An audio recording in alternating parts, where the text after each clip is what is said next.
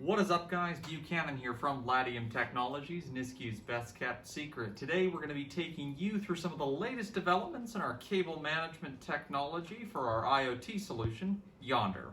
But first, a little bit of backstory. In 2017, Suncor approached Latium to help develop a solution for their ore mining operations in Fort McMurray.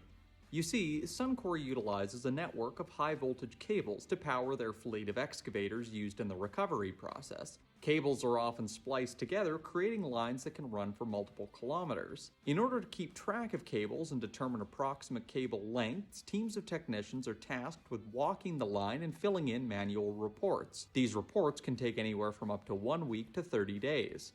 Suncor needed a solution that could help track individual cables, offer insight into cable configuration, and provide total cable length. So that's what we did.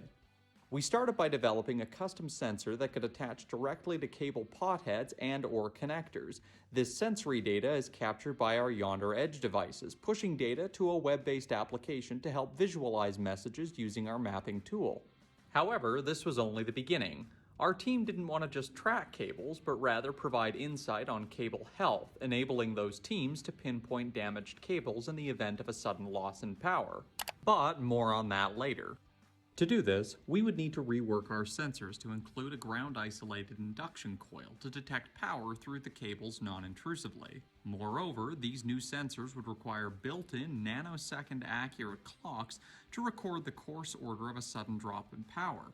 If a cable was cut, the line begins to de-energize. Using built-in edge computing software, our parent hub will determine the sequence the sensors detect the change in power to determine the location of the damaged cable. Working with Rick Wang from RWIoT Technologies, I was asked to chronicle our methodology and progress to date.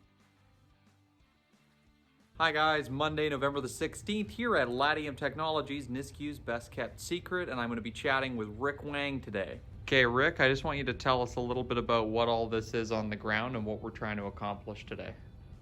Yeah, on the ground, there are some cables, wires, so some signal generators.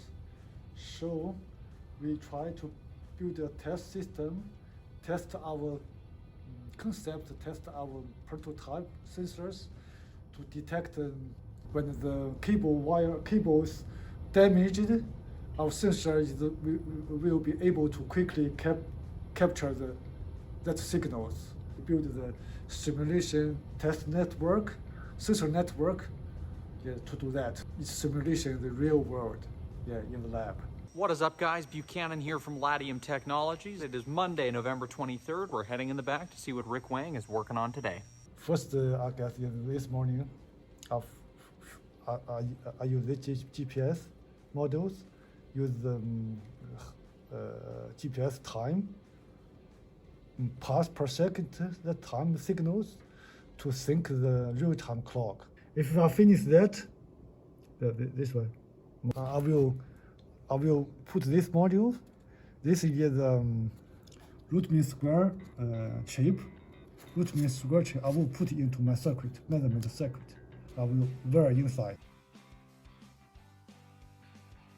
Just got in from lunch. We're going to be seeing what Rick Wang is up to right now.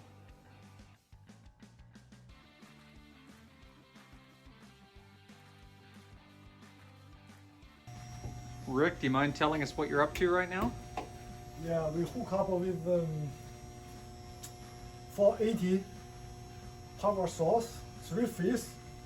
So we try to use a small voltage to simulate the high voltage. This chart demonstrates when the cable damaged, the signal changing. If one cable to cable damaged or other cable damaged, the sensor will detect the signal changing. This is the prototype of our sensor.